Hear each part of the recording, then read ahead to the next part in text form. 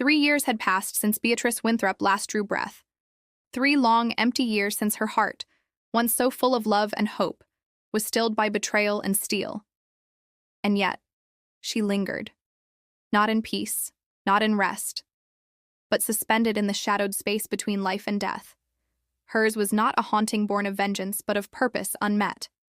Once the radiant wife of Archibald Whitmore, heir to the Whitmore estate and all its influence, Beatrice was now but a whisper in the wind, a memory clinging to forgotten corners of gilded frames. Her name, Beatrice, was spoken now only in reluctant tones, if at all. Archibald, with all the finesse of a man who had long learned how to bury guilt beneath charm, had since shifted his attentions to another. Isadora Fairfax, his ailing childhood muse, and the woman who had once played the other half of his affections. It was on an ordinary afternoon that Archibald appeared unannounced at the countryside home of Eleanor Winthrop, Beatrice's mother. His coat flared behind him as he stepped into the parlor uninvited, a man too comfortable in his entitlement. In his hand, a manila folder. "Beatrice needs to sign these," he declared coldly, dropping the divorce papers onto Eleanor's worn tea table with the disdain one might reserve for rubbish. Eleanor, aged by sorrow and time, sat still in her chair. Her hands rested on her lap, veined and fragile, but her voice, when it came, was firm. "My daughter is dead." Archibald scoffed. "That's her new charade? Isadora is dying, and I'm only asking for peace. Something your daughter never knew how to offer. Always the dramatist, wasn't she? Even from the grave, she's selfish." Beatrice was there, watching, hovering in the corner of the room where sunlight didn't quite reach. Her form was translucent, her presence barely more than a shiver in the air. She watched the man she had once loved desecrate her memory with words carved from cruelty. Archibald leaned over Eleanor, his tone shifting into something more sinister. "If she doesn't come forward, I'll terminate your insurance. You may not care about yourself, but I doubt Beatrice would want you withering away because of her." He didn't know Eleanor had long since stopped her treatments. Her reason for enduring had nothing to do with fear and everything to do with defiance. She was living on willpower alone to outlive the man who had destroyed her daughter. Archibald slammed the papers on the table, the echo lingering. 3 days, he barked. "Either she signs or I'll take this to court and ensure everything she had left is stripped away." As he stormed out, the door rattling behind him, Eleanor turned to a drawer carved from cherry wood and opened it. Inside was a fading photograph of Beatrice, no older than 6, laughing in a field of tulips. Her tiny fingers gripped a ribbon, her eyes full of light. Eleanor traced the child's face with trembling fingers. "Soon, my darling," she whispered. "Soon I'll see you again." But Eleanor was not ready to surrender. Not yet. That night, with the moon casting a pale halo over her desk, Eleanor wrote a letter. Not to Archibald, but to a solicitor in town. In it, she recorded everything she knew: the date of Beatrice's passing, the hospital's silence, Archibald's threats. One copy she mailed. Another she hid behind the family portrait on the mantel. The next morning, a familiar figure approached the house. Benedict Hawthorne. He had once been the boy next door, the kind who carried books and opened gates and wrote poetry when he thought no one was looking. Beatrice had nearly married him once. Life had pulled them apart, but their bond had never fully frayed. Benedict had heard whispers of Eleanor's declining health, and without a word, he had left his estate and arrived at her doorstep. He found her on the porch, eyes tired but alert. "I saw Archibald in town," Benedict said as he helped her inside. "He looked far too pleased with himself. What's he done now?" Eleanor didn't cry. Instead, she handed him the letter she had written. Benedict read it silently, his jaw tightening with each passing line. "He thinks this is over," he said darkly. "But he's mistaken." And in the shadows, Beatrice remained, silent, unseen, but very much present. Tethered by lavender-scented sheets, old photographs, and the sound of truth awakening at last. The week after Archibald's visit passed like slow poison. Eleanor's health declined swiftly. A letter arrived, cold and devoid of remorse. Her insurance had been terminated. The prescriptions she needed became luxuries beyond reach. She did not cry. She did not call him. She swallowed her pain with every dry pill and every bitter sip of tea, refusing to beg. Archibald called next. His voice boomed through the telephone line, brimming with venom. "Your daughter's still playing martyr, isn't she? She's dragging you into this pathetic guilt spiral. If you both waste away in that house, don't expect a funeral from me. Tell Beatrice to sign the papers, or she'll have your suffering on her conscience."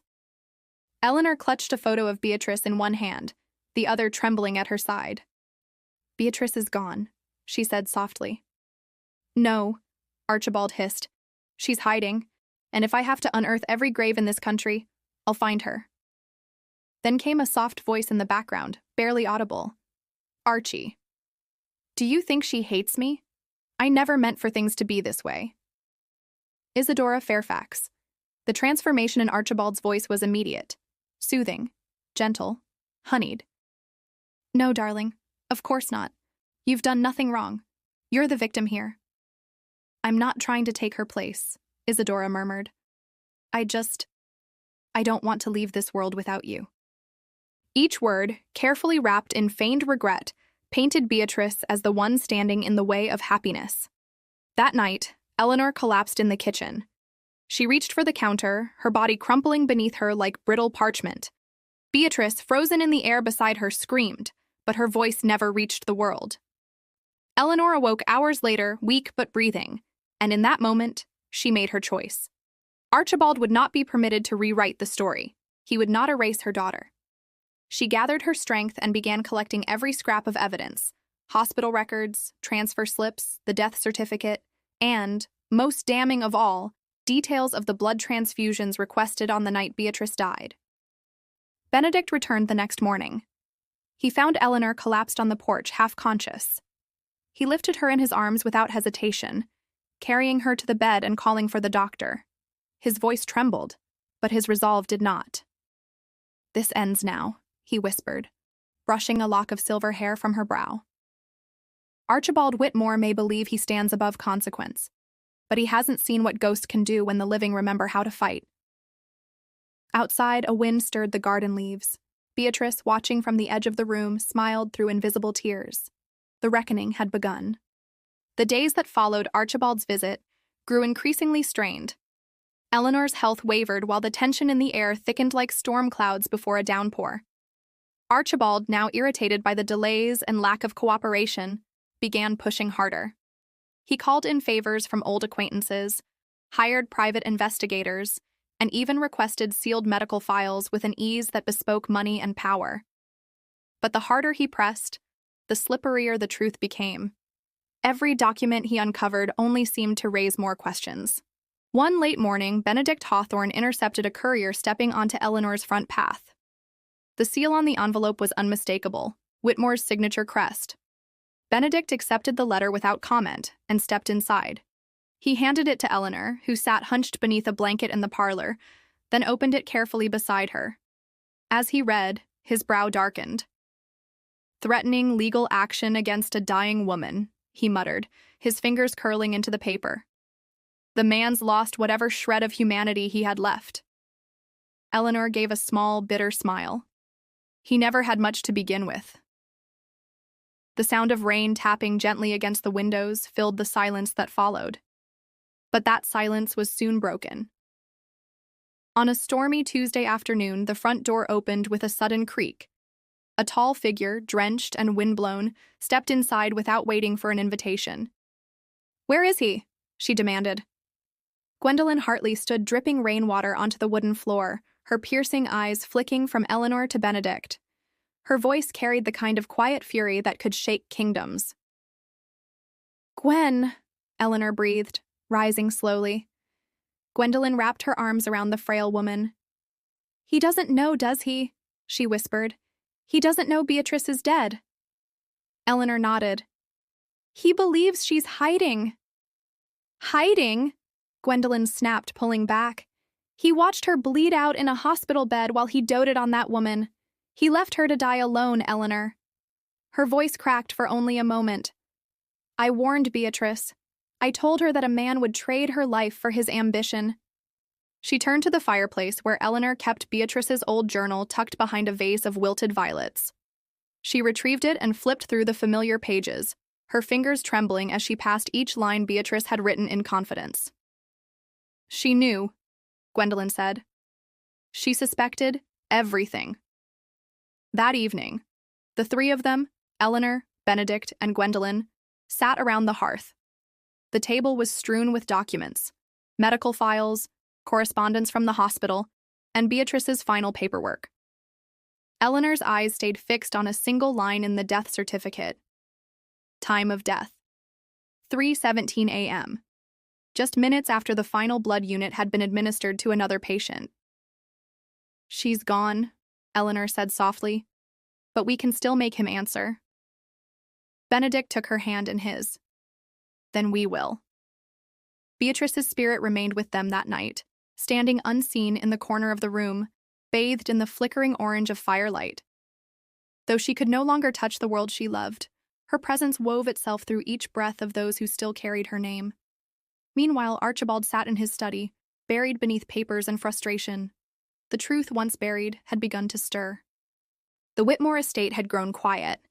Archibald's study, once a place of polished calm and intellectual precision, had become a war zone of papers. Files lay scattered like autumn leaves. He stood at the center, hair disheveled, cravat loose around his throat. "Where is she?" he muttered, flipping through another stack. "Why is this so hard?" His secretary, Percival Langley, a man known more for his discretion than his daring, stepped into the room holding a new folder. His face was pale, his hands even paler. "Sir," he said hesitantly, "we've followed every lead, checked every hospital. There's a file here." Archibald snatched it from him. "Beatrice Winthrop," Percival said, his voice barely above a whisper. "She was admitted to St. Gertrude's Medical the night of the accident. There's no record of release, only—" Archibald froze. "Only what?" "A certificate of death." The paper in Archibald's hands seemed to gain weight. His eyes scanned the words, lips parting as he read the damning truth. "Why wasn't I told?" he demanded. "You were unreachable," Percival answered. "You had turned off all communications while attending to Miss Fairfax, and there was a blood shortage." Archibald's gaze snapped toward him. "What do you mean, shortage?" Both Miss Winthrop and Miss Fairfax shared a rare blood type. O negative. The reserves had already been requisitioned for Miss Fairfax's emergency treatment. By the time Miss Winthrop arrived, there was nothing left. Silence fell like a hammer. The weight of it bent Archibald's shoulders. At Eleanor's cottage, the opposite energy filled the air. Gwendolyn sat cross-legged on the parlor floor, medical records spread around her. Benedict stood beside her, pouring tea, though neither of them touched their cups. "Here," Gwendolyn said, tapping a file. "Beatrice's blood type. Identical to Isadora's. If she'd received even one unit, she might have survived." "She didn't stand a chance," Benedict murmured. "He chose. He made the decision." "No," Gwendolyn corrected, her eyes flashing. "He made the trade. One life for another." It was then she noticed a name on one of the intake records. Dr. Horace Llewellyn. Her lips tightened. "I know this man. He was banned from the Edinburgh Registry years ago. Suspicious transplants. Falsified approvals. He shouldn't be anywhere near a surgical room." Eleanor looked up from her chair, her voice faint. "He was Isadora's physician. Archibald brought him in personally." The room seemed to darken. Later that evening, Benedict returned from the city with a box tucked under his coat. Inside were documents recovered from a former nurse who had worked at St. Gertrude's before quietly resigning. Among them, a waiver. Unsigned. Beatrice's name was scrawled in uncertain handwriting. A witness signature, unmistakably Dr. Llewellyn's. And the timestamp? Just minutes before, her heart had stopped. Benedict handed it to Gwendolyn, his jaw clenched. This proves she was coerced, or unconscious." Gwendolyn stared at the page, then looked up. "It's not just proof," she said, her voice like flint. "It's the beginning of their undoing." And somewhere beyond the mortal veil, Beatrice watched them work, not as a ghost of sorrow, but as the ember of justice soon to catch flame. The morning air at Rose Hill Cemetery was thick with fog, the grass damp with dew as Benedict Hawthorne and Gwendolyn Hartley stepped through the iron gates. The silence was profound, broken only by the gentle crunch of gravel beneath their shoes. Far from the grand Whitmore mausoleum, Beatrice's grave stood in a quiet, overgrown corner beneath a weeping willow. The headstone was simple, her name etched in stone, along with the dates of her birth and death. Beneath, one line read, "She loved beyond measure." They had not come merely to mourn, they had come to vow. Benedict knelt, placing a single white rose at the foot of the grave. His voice, though soft, was unshakable. "This is where it ends. No more secrets, no more silence." Gwendolyn stood behind him, arms crossed, her jaw tight. "We're not just here to grieve, Bea," she said. "We're here to bring them to their knees, not in memory, but in justice." As they turned to leave, the willow branches stirred, though there was no wind. A whisper passed between them, felt rather than heard. Back in the city, at the Whitmore estate, Percival Langley stood by the study window, observing his employer's descent into paranoia. Archibald had barely slept, barely eaten. His once sharp appearance now hung loose and rumpled. He scoured hospital footage, financial records, anything that could exonerate him, or at least make the gnawing doubt fade.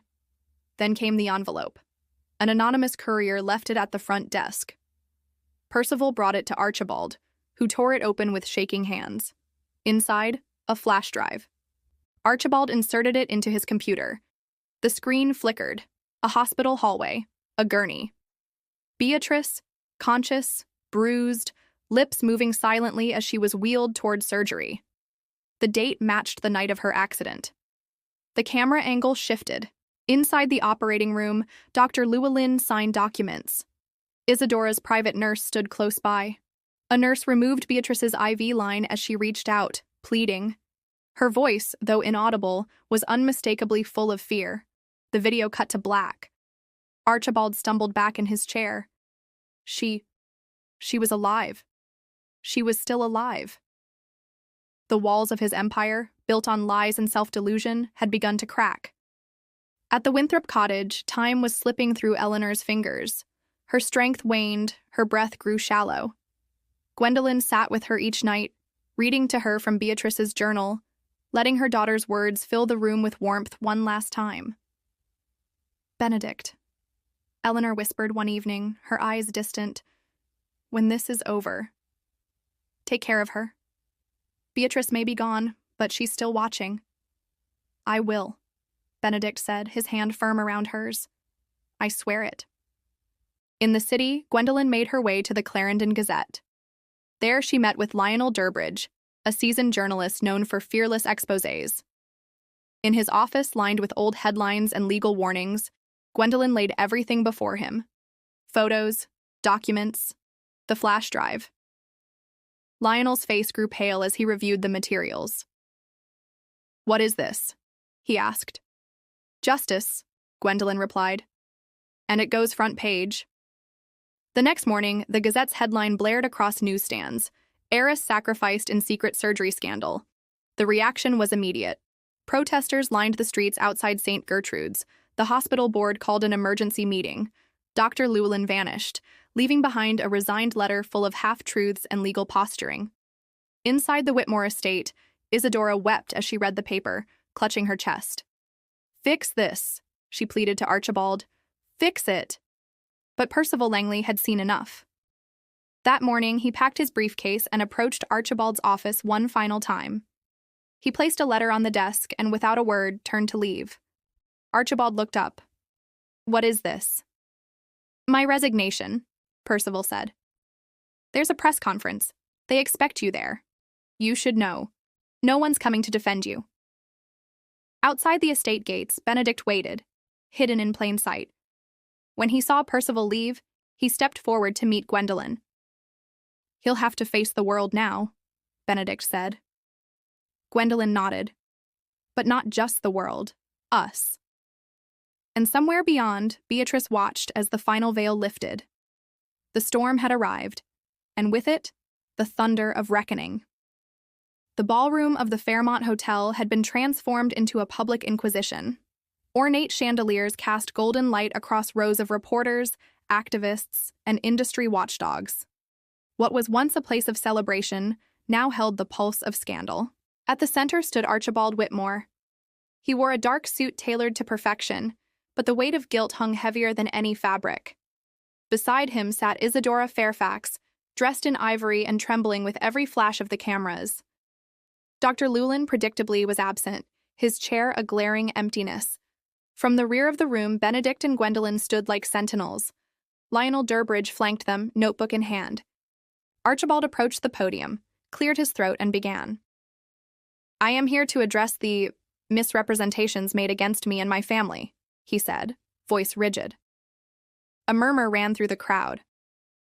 "I was unaware of Beatrice Winthrop's condition at the time of her accident," he continued. "The hospital failed in its communication. Dr. Llewellyn acted independently, without my approval." Gwendolen stepped forward. "Then explain this," she said, raising a tablet. She tapped the screen, and the footage played across the projector. Archibald in the hospital corridor, urgently instructing staff to prioritize Isadora's transfusions. Gasps echoed through the room. "Mr. Whitmore," a reporter called, "did you authorize the use of Beatrice Winthrop's blood and organs for your fiancé?" I don't recall," Archibald stammered. "She was alive!" Gwendolen's voice rang out. "And you let her be drained dry. You let her mother suffer and slip into obscurity while you planned your future with the woman who benefited from her death." Isadora tugged at his sleeve. "Archie, don't say anything else." But it was already too late. Lionel stepped forward next. "We have recorded statements from hospital staff, written testimony from Eleanor Winthrop, and footage confirming the timeline of events. You can't lie your way out of this." Archibald's knees buckled. He sank into a chair, hands trembling. The crowd did not clap. They roared with fury, with questions, with long overdue outrage. The trial had not yet begun, but the verdict was written across every face in that room. The aftermath was swift. The Royal Medical Board opened a full investigation. St. Gertrude's shut down its transplant wing. Dr. Llewellyn was declared an international fugitive. Isadora was placed under house arrest pending further questioning. And Archibald? He was summoned to court on charges ranging from obstruction to unethical medical coercion. He pleaded not guilty. Eleanor passed away just 2 days after the conference. Benedict held her hand until the very end. "Tell Beatrice," she whispered with her last breath. "We did it." Her funeral was private. Gwendolen gave the eulogy. Eleanor Winthrop never saw justice in her lifetime, but she lit the fire that brought it forth, and in doing so, she gave voice to the dead. Benedict poured Eleanor's ashes beside Beatrice's grave, letting them mix in the wind. Afterward, Gwendolen found him still standing there. "She would have wanted you to live, you know," she said. "I don't know how," Benedict replied, eyes rimmed red. "Start with this." She handed him an envelope. Inside, a deed. To a coastal manor once owned by Beatrice's family. "She left this for you, for both of us, if we needed sanctuary." Their hands brushed. The courtroom was packed. Journalists sat alongside politicians, civilians beside aristocrats. Archibald entered wearing the same mask of stoicism he had worn on his wedding day. But this time, no bride waited for him. Gwendolen testified first. Her words were clear, precise, and damning. He knew Beatrice was dying and chose silence. He stood by as a woman was stripped of her dignity and life, all for convenience. Then came Benedict, a former soldier, composed and steel-voiced. "Beatrice was not disposable. She was his wife, my friend, and a woman worthy of the world. He discarded her like a transaction." As the testimonies piled on, the final blow came in the form of a pre-recorded video, Beatrice's last will. It had been filmed months before her accident, back when she first suspected betrayal. "If you're watching this," she said, "I suppose I'm no longer here. But know this, I did not go quietly. I leave behind my love, my name, and my truth. And if Archibald tries to erase me, know that I was never his to erase." Tears filled every eye in the courtroom. The judge's voice thundered. "Given the overwhelming evidence of moral and legal misconduct, I hereby strip Archibald Whitmore of his titles and properties. A formal recommendation will be made to pursue criminal charges. As guards approached him, Archibald turned, scanning the crowd for a familiar face. There was none. Outside the courthouse, a soft wind stirred the air.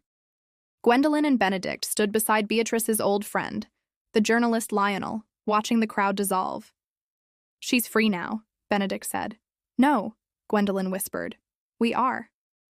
Seasons changed. The leaves of autumn gave way to the hush of winter. The scandal that once rocked the nation slowly faded into whispers, and the name Beatrice Winthrop became a symbol of love lost, truth silenced, and justice reclaimed. Benedict took residence at the coastal manor Beatrice had left behind. The house, with its ivy-covered stones and sea-blown windows, became a sanctuary not of sorrow, but of healing.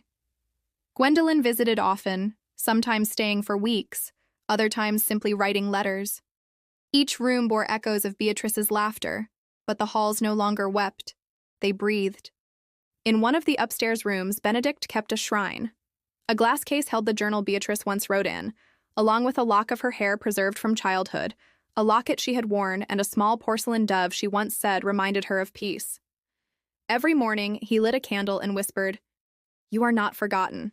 Gwendolyn, meanwhile, took her crusade to the broader world.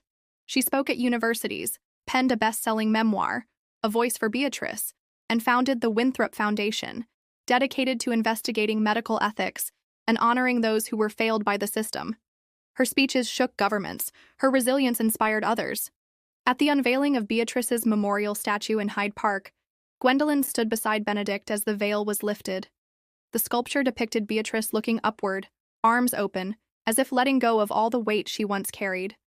Lionel Durbridge stood back, pen tucked in his journal, a small smile playing on his lips. The story he had told had changed more lives than he ever expected, including his own. As for Archibald, he remained imprisoned, stripped of title, influence, and dignity. He wrote letters no one read. Each one began with "Dear Beatrice" and ended with silence. One foggy morning, Benedict walked along the cliff behind the manor, Beatrice's old shawl draped over his shoulders. He paused at the edge where wind whipped through the trees. "I hope you've found peace," he said into the mist. A gentle breeze brushed his cheek like a kiss. Far beyond, under a sun breaking through the clouds, a white dove soared across the sky,